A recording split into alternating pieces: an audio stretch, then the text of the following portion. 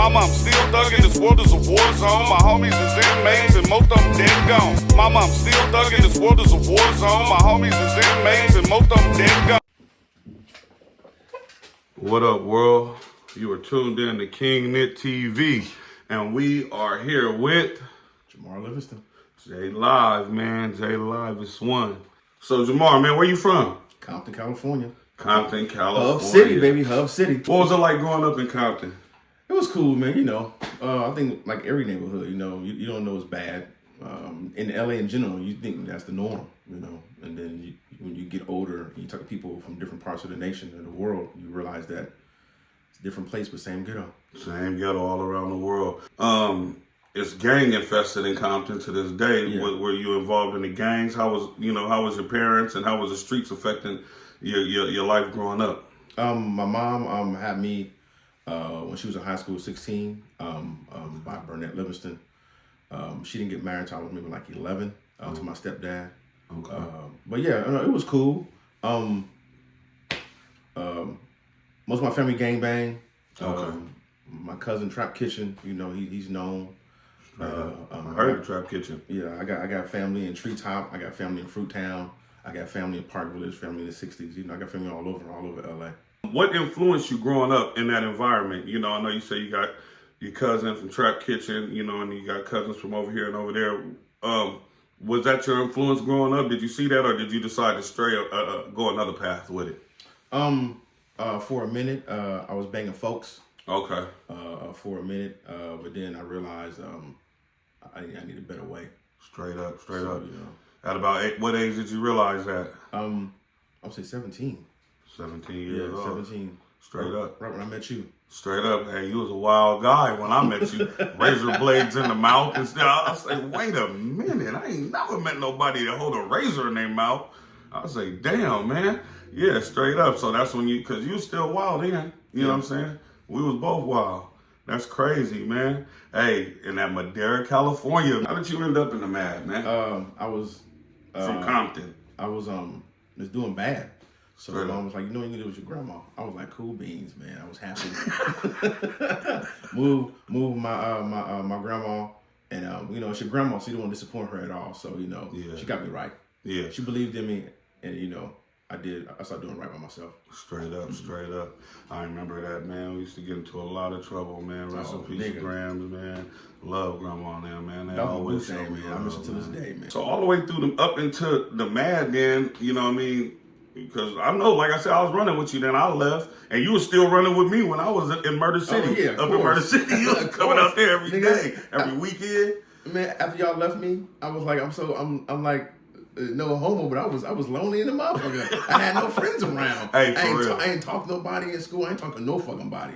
So I was waiting y'all to come get me or whatever, and I give you some gas when we go match up to Murder City and we chilling. You know what I mean? Chilling for real. Hey, you beat a few kids up in high school though, man. You was wild. You never got a chance to use them razor blades that you had in your mouth. Thank God. But you used them knuckles on a few people.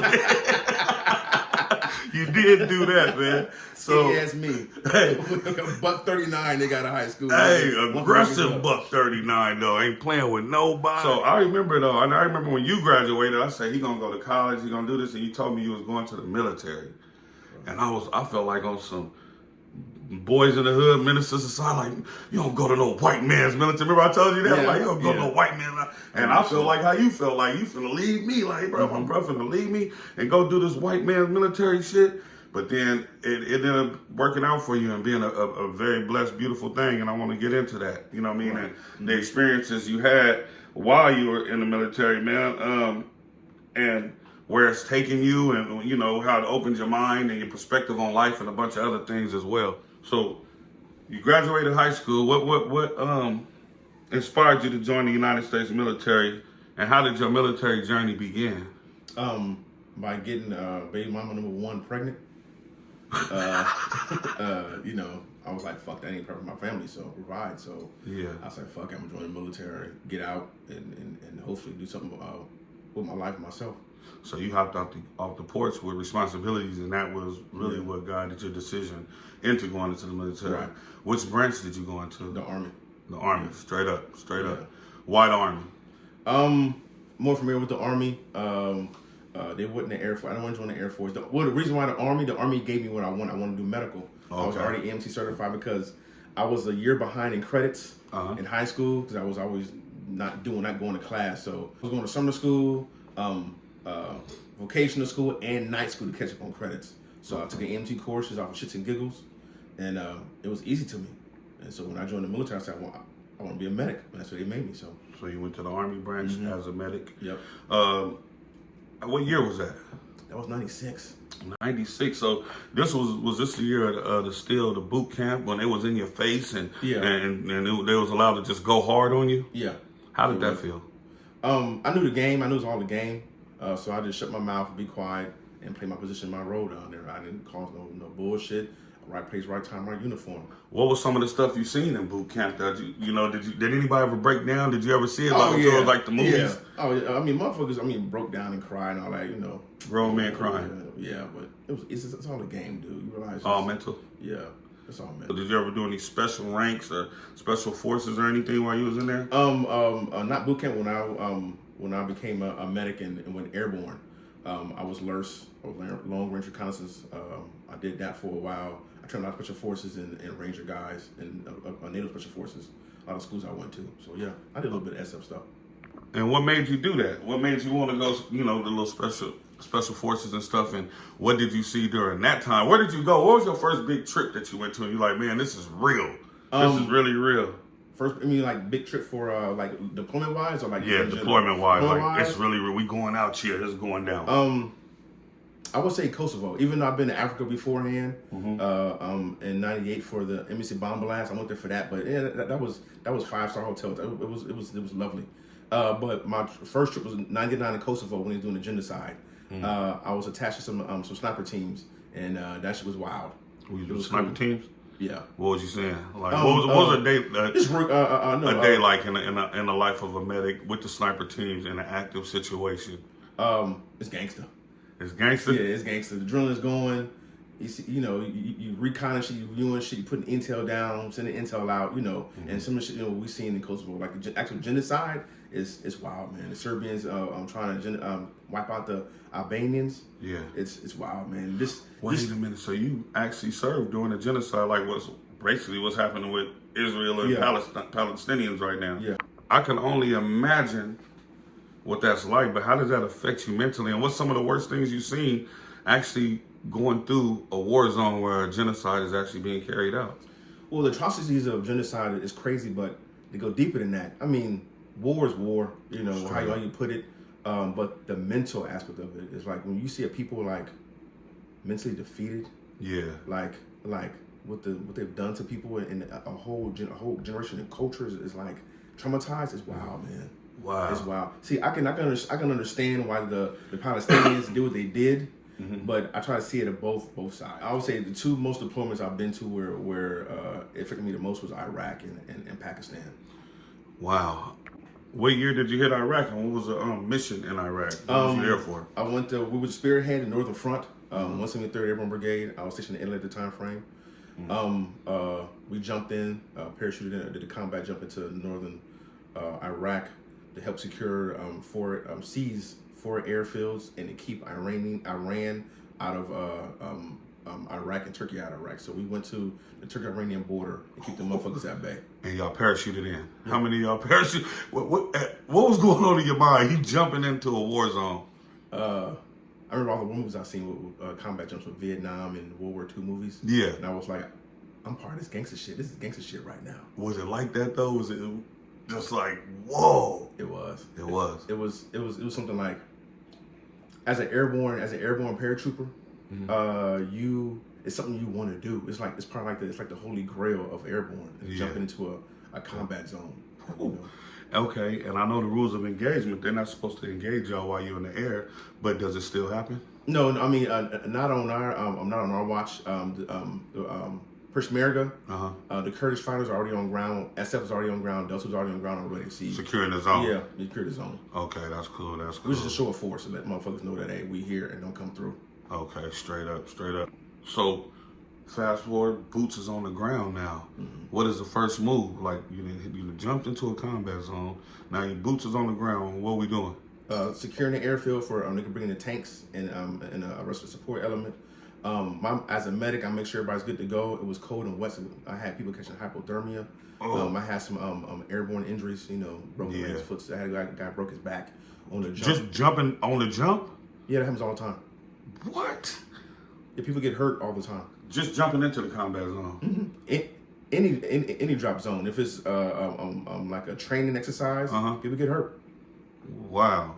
So yeah. Wow. What's the worst injury you've seen in there? You being a medic, you up first front with the audience. See somebody burn in. See somebody burn in? Somebody, when the shooting open up. So you jump out of the airplane, and in 82nd, you jump at like 800 to 1,000 feet. You jump low. Yeah. Damn, I was about to say that's low. Yeah, 1,000 feet. So that you can see the doors open and everything in the plane when they're flying by. You're like, oh shit, he's shooting open. You watching them. Pull a reserve. And you're like, oh shit. Is that when the parachute is connected to the plane still when you jump out? Yeah. Okay. Mm-hmm. So he's like, oh shit, pull your reserve. And you watch them. You're like, oh shit, oh god, oh, and smack you like, damn. Just hit the ground. Yeah, I've seen people. I had a female, a lieutenant, officer. She hit her head so hard on a jump, she went back to like high school days. She who she thought she was a mountain climbing. It was like, ma'am, be quiet, please be quiet. You talking nonsense, be quiet, just be quiet. Because she kept, I gotta. I'm like, we're like, dude, she reverted like 10 years back. Wow. Yeah, it's wild, man. Wow. What do they do in cases like that? They send you home and just injured on duty, or no? They put you in the hospital for a while. They fix you. The Army's gonna fix you. And if you can't be totally fixed, they do a med board on you, medical evaluation board, and they kind of kick you out. Like a medical discharge. Yeah. It's an honorable discharge or medical. Yeah. What's the toughest time you experienced while being in the military? Like, damn, I don't know if I could do this. Or was it ever any times like that? And were you ever injured? Yeah, I was injured. On the jump, I discovered my big toe popped out of place. Yeah. That was kind of funny. I'm like, they teach you the balls of your feet, your calf muscle, your thigh muscle, your back muscle, and you roll over. It's a PLF. But I hit balls with my feet, my toe popped out of place, but it's all good. Yeah. Hit my head a couple of times, but nothing too serious. I've been stabbed in the military, but that's from another soldier. Yeah. But I mean, the hardest time. Wait. You ain't gonna just mill over it. You got stabbed. You got stabbed in the military, but that was by another soldier. How you get stabbed, bro? So there's a club called Nordez in Italy.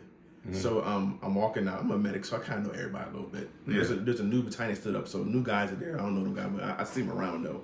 So there's a guy throwing up. Him and this girl. I said, "Hey, is he all right?" His girl's like, "Fuck you, motherfucker." I said, "Hey, motherfucker, I was trying to help. Make sure he's good. But fuck you, bitch." Yeah. you know how I am. Like, fuck you, bitch. Yeah. So his boys went down the steps. So we got something talking shit to me. So mind you, me and my girl. I said, "Baby, let's go." So we got in the car. They rushed the car. And they bringing her car. She's screaming and hollering.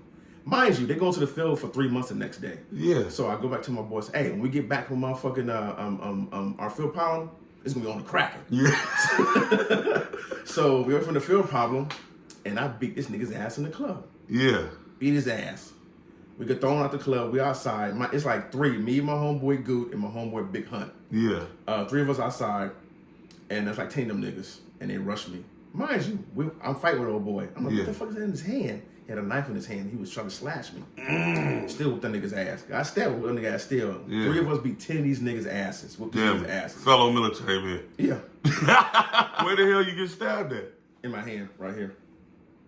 What the hell? Through and through with a big ass knife. Through and through. Yep. So you ain't been shot on the field. You ain't been stabbed on the field. Nope. You'd have been stabbed by a fellow military That's man. right. Yeah. Oh.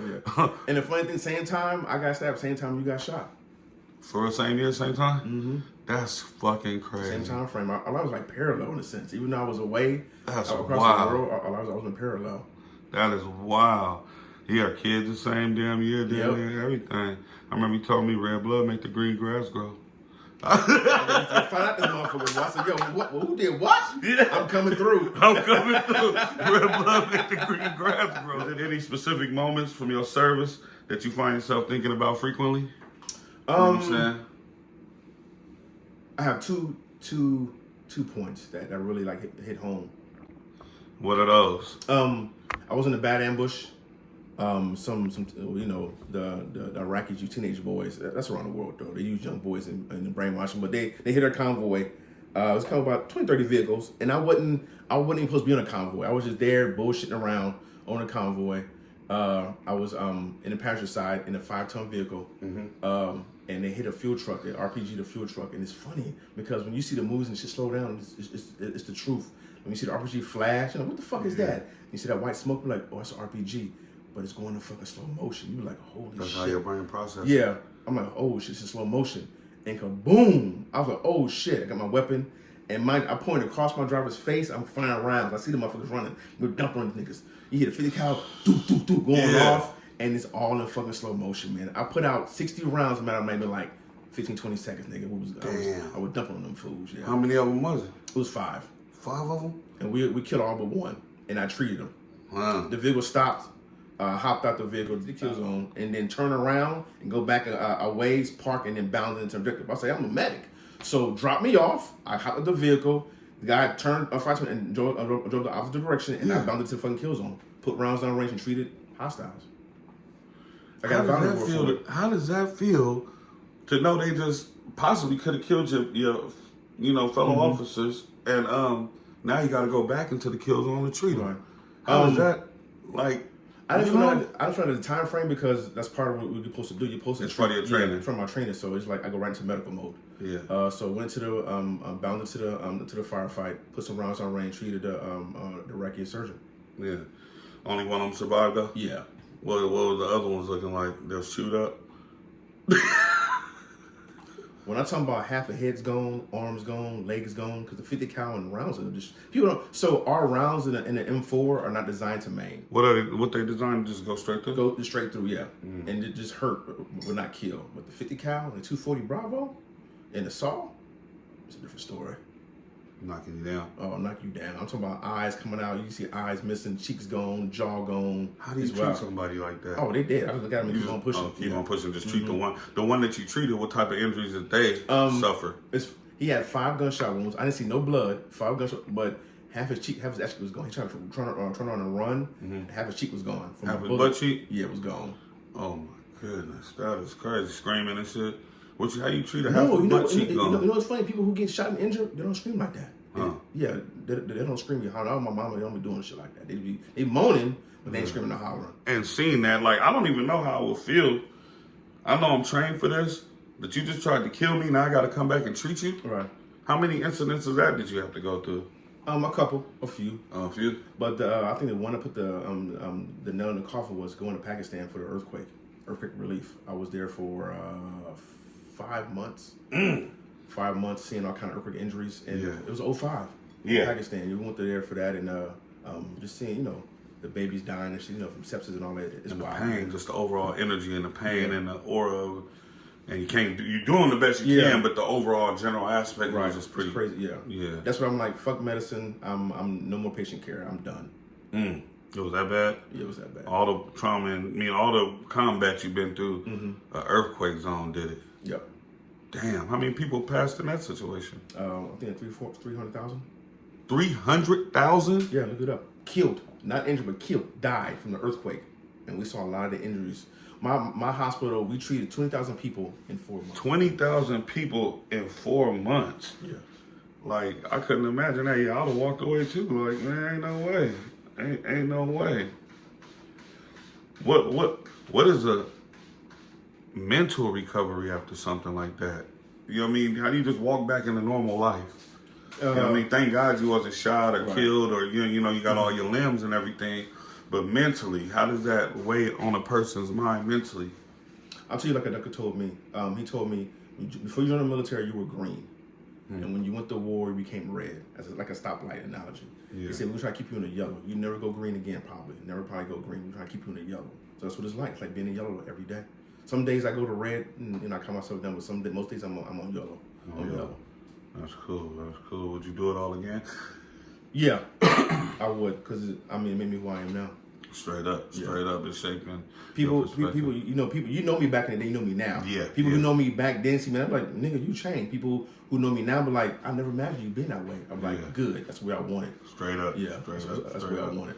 Straight up. How many years you do? 12. So you did 12 years. What do you think civilians often misunderstand about the experience of a combat veteran? You know, what do you think the misperception is always in the general community? You know what I mean? Or do you think there is one? Oh yeah, there's perception that baby killers, I guess, from the Vietnam era, baby killers and all that, but that's not true. Not at all. A few babies died in Vietnam like that. It wasn't like the propaganda and I would say the news machine, the news war machine, hyped everything up for against the war. Mm-hmm. But And as an African American man, like I told you, I didn't want you going because that's a white man's on. Being there and doing 12 years and putting your life on line, saying you'll do it again. How is there racism in the military? Oh yeah, yes, big racism. Lucky for me, I was a medic. So no matter what, people love me because if you do what you do as a medic, people gonna love you if you're black, white. Yeah, saving lives. Yeah, but I know some black infantry dudes who went through the ringer, who had most infantry dudes are from Idaho, Montana. They're country white boys. Yeah. So you have some city boys like from New York, whatever, go to infantry land and they get treated like shit. They do. What's an example of like getting treated like shit based on your race? You know what I mean? How do they treat you? Not promoting you. Looking over you, not giving you certain duties when you're not supposed, to make your career look better, shit like that. You still little minor petty stuff that they can still control. That's cool. That's cool. What about gangs? Are there gangs in the military? Yes. Yeah. Hey, most niggas in the military are hood niggas. Yeah. Most motherfuckers in the military are country redneck white boys and hood niggas. So you have, I won't say the bottom of the barrel. I don't believe in putting people bottom of the barrel, but you have niggas from all walks of life. Mostly poor people join the military, and there's motherfuckers, gang banging still prevalent in the military. It's bad. What's your perspective on Fort Hood? I was at Fort Bragg, so if I put it to Fort Hood, same big ass base. It happens every day. People come up missing and die every day. In the military, soldiers though. When I seen something on Fort Hood, and how many people just come up missing and officers pimping on other officers all the time. Yeah, this is the military, Jack. We're still human and we're still American, so yeah. What's the difference? Straight up. The police, and they still beat niggas' asses for no reason. So yeah, it was uphold the law. So what makes the military different? None. Yeah. How did your military service influence your values and the way you approach life now? Greatly. It made me into a man. It made me into a person I am now. So I think I have stronger values. Like the military instills integrity, self-service, courage, leadership, shit like that into your mind. So as you come out of the military, even though you could be the worst nigga in the hood, you go to the military, you will come out a better man. Yeah, straight up. Yeah. Straight up. That's a blessing. So now, that's your past, but it's still present. Do you still maintain a relationship with some of your military brethren and stuff? Oh, yeah. It's a family? Oh, yeah. I tell folks to this day, I said, I know some of the most racist redneck motherfuckers out there. I call them my brother because they're my brothers, my band of brothers. Yeah, man. They had my back in the wartime, so those my bros. Straight up. So, yeah, I have a lot of Army dudes I still talk to. Yeah. Is there one individual that stuck out or helped you during this whole time that will always be like, remember, like, nah, I never forget him. It was just one time, or, maybe saved your life or gave you an up when you needed an up or just looked out for you or something that you like, man, I'm always remember dude. I might not talk to him or I might still do, but I'm always remember him. Was there anybody who did that? 2 million a name. 2 million, that's the military for you. 2 million a name. Everybody, somebody, you might like it where you at or the unit you're in, but somebody got your back. I have a lot of mentors in the military. Yeah. A lot of mentors. So yes, 2 million a name. And for the future, would you suggest if a youngster's out here misguided and unprovided that they go ahead and just sign up and get some guidance about them and join the military? Yeah, join the military out of high school, 4 years, find yourself, you get free college, you get free everything, you get better housing loans, you get all kind of free stuff joining the military as a veteran. So yeah, join at 18, get out at 22 or 23, you're still hella young, you got benefits, you get a profession, all kind of shit, you get a trade, and you go about your way. Yeah, straight up. Which branch would you recommend they join? Would you say Army like you? Or? No, hell no. Air Force and Space Force. Air Force and Space Force. Air Force and Space Force. Yeah. That's what's up. So what you got going these days? The military did that, and man, you held it down, man. And I respect your service, man, and I appreciate it. What you got going nowadays? I know you retired from that, you know. Retired from everything. Right now I'm thinking about my business started. Well, I've started already, but trying to get it going. Daybreak Solutions, Yes, sir. construction company. I want to build homes for the homeless and low-income families. Container homes up. first, and then 3D print. 3D printing is a big thing. I see that a lot. Everybody is, all the major companies start getting into it. You get into that right now, that's definitely ahead of the curve. You're going to be killing them with that one, the 3D printing. You're doing the welding too, huh? Oh, yeah. I learned how to weld to do the container homes, so yeah. Yes, sir. I love welding. It's a trade, work with your hands. What would you say, like through the military, before, after, everything, what is your main focus and goal right now? If you was a president, what would be one thing you would change? Like, what would your goal for change be for the overall narrative of life? You know what I mean? Housing. Housing is stressful. We work and hustle, whatever you're doing to pay for a roof over your head. Ain't that crazy? If you had your house paid, if you had a house paid off right now, Nick, you can work part time. Yeah. Because most of your money goes to motherfucking mortgage or rent. Yeah. So if housing was eliminated, the economy would be so much better. Yeah. Less stress, less stress. Any advice you can give a person that's wanting to get into like making some moves once they get out the military? Like, I'm fresh out the military, I'm done with that because you've been there, you retired from it. Any advice you could give them? They've been through it, been down the road, been through the combat and everything, and now they're trying to find themselves. Anything you want to tell them what they should do? Or any advice you could give them? Research and due diligence. If you want to go into a trade or profession, research and due diligence. Do your research. Don't jump in. Like, for instance, you have a lot of kids want to be veterinarians or work in the zoos, whatever, right? But they're scared of blood. Yeah. You can't be a nurse talking about, I'm scared of blood. You see what I'm saying? You got to do your research. Go into a program where you can intern for a while to see what it's about. Don't waste your time and money, because time is the most valuable thing we have. Yeah. Don't waste your time and money on some shit that you might not like. So do your research and due diligence. Anything you want to do, research and due diligence. And now, research, due diligence. I've been doing some research, and I've been dealing with culture and, learning about culture. I have a question. What the hell is white culture? I really know what white culture is. I know black culture. I'm a black man, so I know black culture. Is there a white culture? It is. I think there's always been a white culture. If you want to go back to the test of time when the Moors taught the Europeans how to do a lot of stuff, and then they took what they wanted from what the Moors taught them and make their own culture.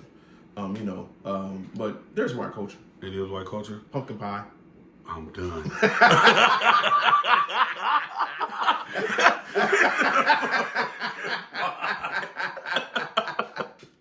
Okay. What do you think we as a people can do to do better? Love one another. Straight up, huh? We hate each other too much. We do. Colorism, or somebody doing better than you, shining better than you, you hate them, you envy them, take what they got. Just love one another. That's all. That's all we can do. Love one another.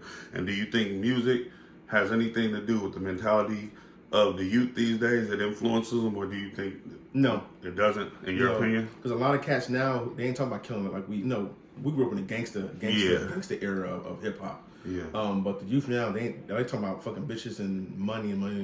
Yeah. So it don't have nothing to do with nothing. No, it's not. Straight up. We make our own choices in life. So music don't play no part. Does social media play a part in the mentalities of the youth? Yes, it does. I've been saying YouTube is the Antichrist for a long time. I just say Antichrist. It's an ear catcher. It does. A lot of faking and fronting on social media, and the kids think that's the way to go, and they want fast money, but fast money don't last long. That part. But they think the way it's supposed to be, and they take all their advice and all their knowledge from social media and YouTube, and they don't do no research. Straight up. So social media is more influential on a new generation and the youth than music is by far. Yeah. Any cologne for the grown men out there? Cologne game right now. I'm in a oud, O-U-D, oud colognes. I'm big on ouds right now for the past like 2 years. I've been heavy into ouds. So, Straight up. And female, sassy, classy, or ratchet? Nothing ratchet. I had a ratchet bitch back in the day. I ain't doing that shit no more. Classy, a little bit of sass, A little bit of classy, a little bit of sassy. No ratchet? Hell no. Why is it so ratchet right now, man? What about the Sukis with the good coochies? You know, Because it's been glorified. A sexy red. It's glorified. A lot of people who were square ass dudes and bitches back in the day. See, you get a lot of clout and respect from being ratchet in the hood. So that's the way it goes. Now, yeah, a lot of niggas who were like squares back in the day, and now they just motherfucking hood and ratchet. Sexy red or Ashanti? Ashanti. Biggie or Tupac? Tupac. No, West Coast nigga. Run DMC or NWA? NWA. Straight up. Any shout outs you want to give? My boy Nick. Appreciate you. That's my nigga from the first time we met, shooting dice. Hey. Shooting them craps in the goddamn bathroom. Shooting them damn craps. Hey, boy, it took my money, man. But I came back with a vengeance. And took everything back and all my money. That was mad as hell. That's the thing, nigga. My day one right there. Straight up, Since man. day one, I appreciate you and I love you, my brother. Love you too, cuz. And we gonna do this often because we barely just scratched the surface. Right. You know what I'm saying? And I enjoy doing this. You know what I mean? Especially with somebody that I love and appreciate them, they service, and I know the story is intricate. You know what I'm saying? So I want to just keep giving it to the people, and that's what I'm here to do, man. And I appreciate you coming through and letting them know a little bit, but we're going to go way deep. Might mess around, have to co-host with me, man, and we're going to run this thing up, man. I'm down, man. Straight up, Likewise. Man. If that's what it is, man, I appreciate you, and we about to wrap it up, man. Y'all like, subscribe, and tell everybody to share, like, and subscribe, and do the same, man. Let them know your name, man. Hey, J Live. J Live is son, the live is one. We out.